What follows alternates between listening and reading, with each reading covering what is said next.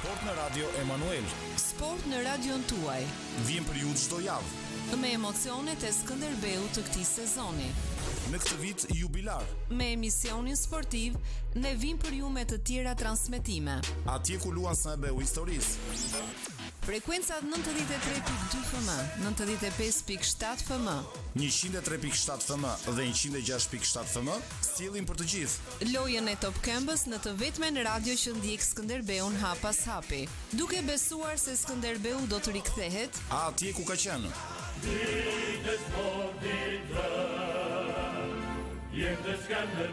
Na ndiqni. Ne pran jush. Dhe ju me ne. Ky është emisioni kësaj jave. Na ndiqni. Ky është emisioni sportiv i kësaj jave. Miqtë mi të dashur, jemi rikthyer sërish në studion e Buzëqeshit ditës.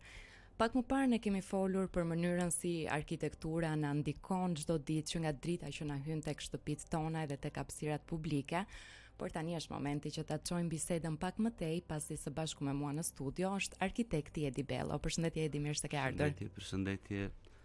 Faleminderit për ftesën. Është kënaqësi që të flasim për arkitekturën. Shumë faleminderit që je me ne, që e pranove ftesën tonë. Si ke qenë si ke kaluar këtë kohë, Edi? Kohë ngarkuar, kohë le të themi me projekte, çdo gjë përpiqet të arrijë në momentin e dur, të krijojmë deadline-et, por gjithmonë dhe sa më afër njerëzve për të realizuar dëshirat e tyre. Në fund suksesi është i pritshëm, por gjithmonë ka vend për më mirë. Përmirësimi dhe rritja personale dhe rritja është kryesore, le të themi. Prej sa vitesh je duke e ushtruar këtë profesion? Prej sa kohësh je një arkitekt, nëse mundem të pyes? Rreth 6 vite, le të themi. Rreth 6 vite. Si lindi ideja për arkitekturën? Cili ishte ai momenti kur ti the, unë e di, kjo është ajo që unë dua të bëj? Në ëndrrën time kanë qenë disa profesione, jo vetëm arkitektura, dhe një moment kur ke një pjesë të vetes tënde të botkuptimit tënd, kupton që nga të gjitha profesionet arkitektura del profesioni më kreativ, më artistik, më humanist mbi të gjitha, që bashkon ndjenjën e njerëzve, ndjenjën tënde, botën artistike, botën që të rrethon, bashkon të gjitha disiplinat e artit në një pikë krijimi, dhe gjithmonë duke pasur parasysh se si diçka arrihet, si diçka krijohet, është edhe bukuria që ti në fund të fundit të krijosh diçka tënde në shërbim të komunitetit edhe të njerëzve që të rrethojnë, në shërbim të diçkaje, dhe në fund të fundit mendon se, duke parë në pikpamje humaniste, mendon se mund të krijosh, le të themi, një tull më shumë në një botë më të mirë, dhe kjo ka qenë shtysa e pare që do shkoj për këtë, do ndjek arkitekturën, sepse ishte edhe pjesë e imja edhe pjesë e botkuptimit tim. Gjete veten pikërisht tek arkitektura. Tani e di që ne të njohim pak më shumë, përpara se ta çojmë bisedën tonë më thellë. Si mendon të bëjmë një lojë, se këtu në Buzëqeshit ditës ne edhe luajmë? Yes. O sa më pëlqen ky entuziazëm. Një ndër lojrat më të dashura që ne bëjmë me të ftuarit tan është loja kjo apo ajo. Dhe për ty patjetër kemi zgjedhur versionin që lidhet me arkitekturën. Pra jemi gati. Unë do të them 2 deklarata të shpejta dhe ti do zgjedhësh midis tyre atë që të përshtatet ty më mirë. Por duhet jesh i shpejt në përgjigje, okay? Qyteti vjetër apo lagjere? Qyteti vjetër. Okej. Hapësirë publike apo shtëpi private? Hapësirë publike. Minimalizëm apo detaje? Të shumta. Minimalizëm. Okej, jemi në kohën, më duket, kur po vlerësojmë më shumë minimalizmin në përgjithësi. Letër dhe laps apo kompjuter? Të dyja. Nuk i ndan dot? Ndahen, janë në bashkë, është e pamundur të ndahen. Ku e fillon ti një projekt spari? Ke në mendje një projekt, e nis në letër apo në kompjuter? Nis në varësi të projektit, një pjesë mund të nisin edhe në kompjuter, por një pjesë mund të nisin konceptet bazë, nisin edhe në letër. Kështu që janë në bashkë, janë të dyja, janë të pandara, është pamundur. Okej, pyetja tjetër kërkon shumë vëmendje. Projekti vogël me ndikim të madh apo projekti madh po simbolik? Të dyja projektet janë me vlerën në mënyrën se si i ndjen. Ku do vlerësoje ti më shumë? Një projekt të vogël po ndikimin e ka të madh apo një projekt që Nëse është i madh? ndikimi është për publikun, Mhm. do vlerësoja këtë për publikun se sa ndikimi i madh Për ty. personal. E kuptoj. Qetësi urbane apo gjallëri dhe zhurmë qyteti? Mendoj gjallërinë është e nevojshme. Punë individuale apo punë ekip? Punë në ekip edhe në kjo që kam krijuar, që kemi krijuar që nuk jam vetë në studia, e kemi arritur diçka që të krijojmë një lloj harmonie të mirë në ekip, kështu që Më pëlqen, nuk e di pse unë kisha të idenë sikur arkitektët janë persona vetmitar që i pëlqen të punojnë në vetmi më shumë. Nuk është e vërtetë. jo. Ka qenë mit. Jo e vërtet. Ide e qartë që në fillim apo ide që formësohet gjatë procesit? Ide që formësohet. Arkitekturë që bie në sy apo arkitekturë që ndjehet? Që ndjehet. Planifikimi gjatë apo spontanitet krijues?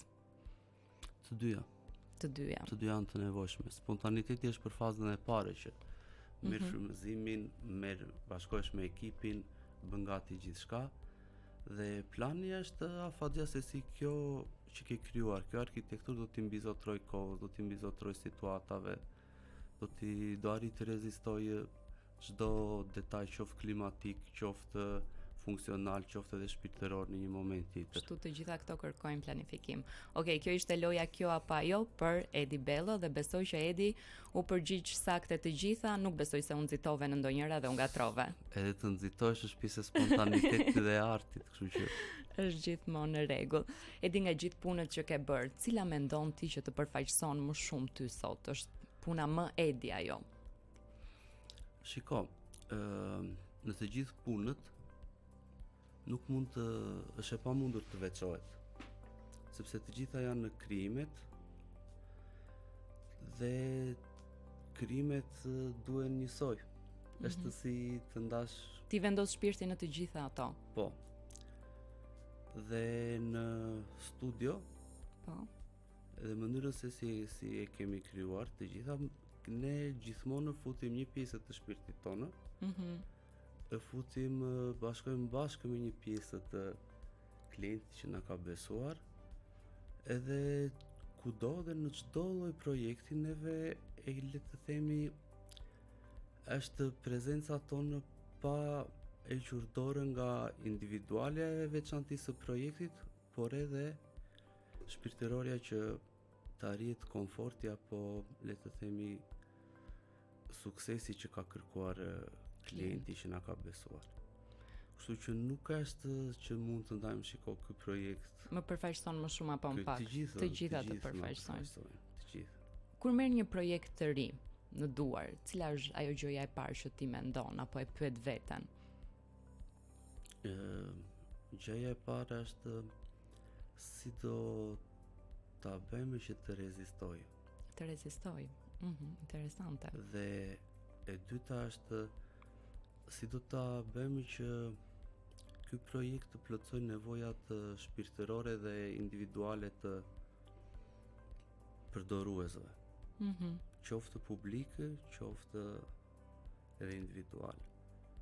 Është temë e gjerë kjo në fakt, sepse shpesh të përplasesh edhe me projekte që mund të le të themi kanë nevojë për opinion të gjatë, kanë nevojë edhe për këndvështrim të shumanshëm dhe në fund të fundit përpiqemi që të bashkojmë të gjitha këto për të krijuar funksionalitet, arritjen, bot kuptimin edhe suksesin që të arrihet qëllimi i rezistencës, i komfortit klimatik, i komfortit shpirtëror, edhe në buzëqeshja në fund të gjithëve. Që duhet. Një punë e bërë me të vërtet, me dinjitet edhe me shpirt. Mirë, kur të pyeta që cila është puna që të përfaqëson më shumë, gjitha më përfaqësojnë.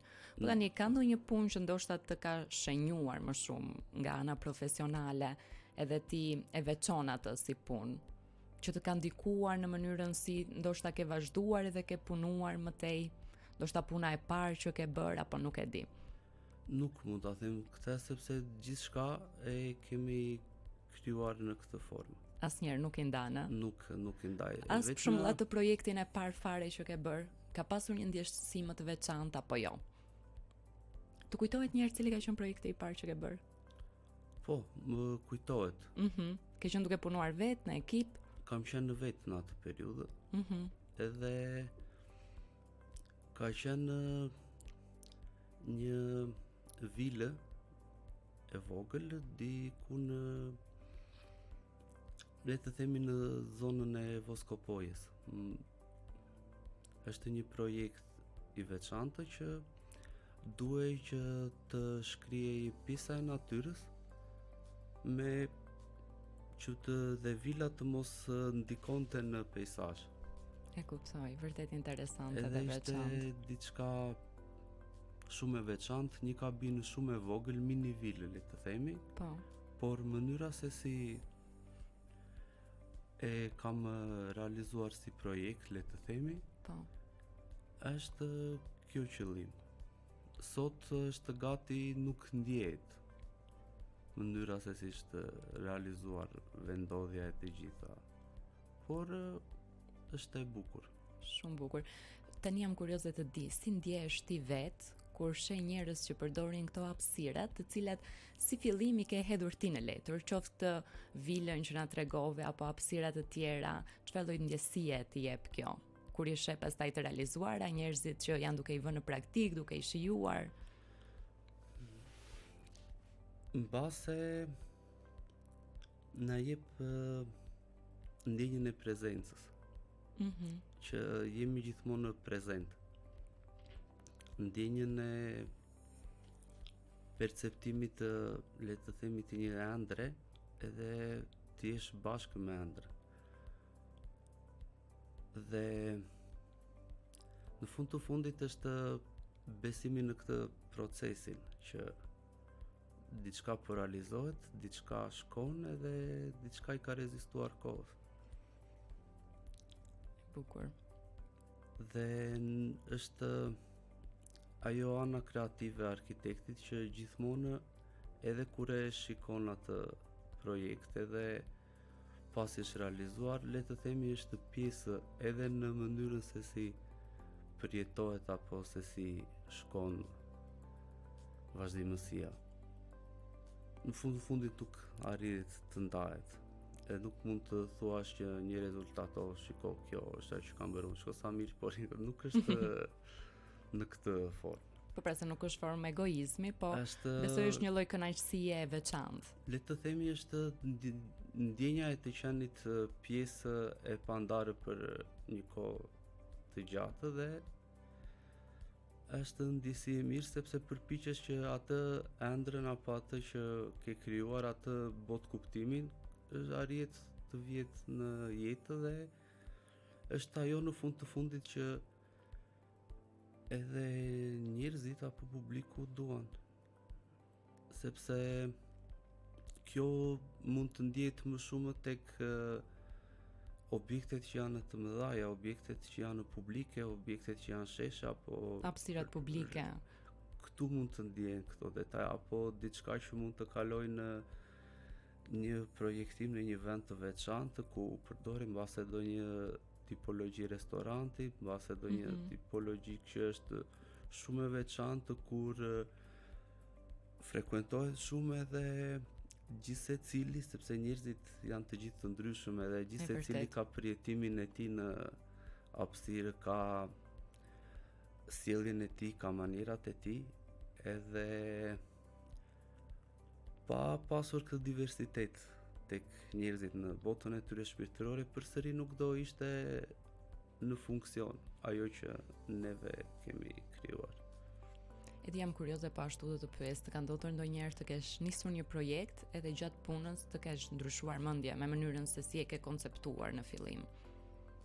Apo zakonisht je nga ata personat që i qëndron fillimit? Shiko, projektet adaptohen në varësi të kushteve që Po. dalin gjatë rrugës. Nuk mund të them që ka do një projekt që është lëvizur në mënyrë radikale, por ka qenë në një moment, le të themi, që një miku tim ka ndodhur jashtë Shqipërisë, donte të bënte organizimin e dasmës së tij, edhe më ka besuar të gjithë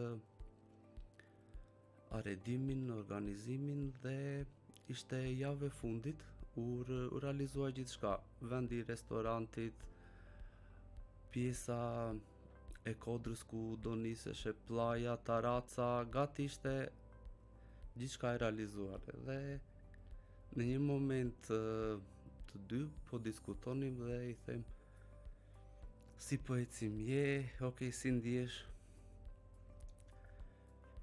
Po fliste, po diskutonte dhe i them, pse mendon se ishte e dura partnerja që zgjodhe, sepse kishim kohë që unë isha larguar nga i vendi, i vazhdoj jetonte aty, dhe tha që të kujtohet, tha, kur ishim filan datë në këtë misionin ton të punës, edhe kishim një lloj rregullimi në port, sepse është vend portual aty ku ishim, dhe gjatë atij organizimi që kemi bërë në port, unë kam rënë në ujë, kam dalë dhe kam patur si vëgim, le të themi, si pamje, një siluet si ai njeri, dhe Edhe kuptoj që ajo ishte e duhura. Jeta, edhe i them, po pse nuk martove në deti aty? Bet, më tha. Okej, androve mendjen. Bet.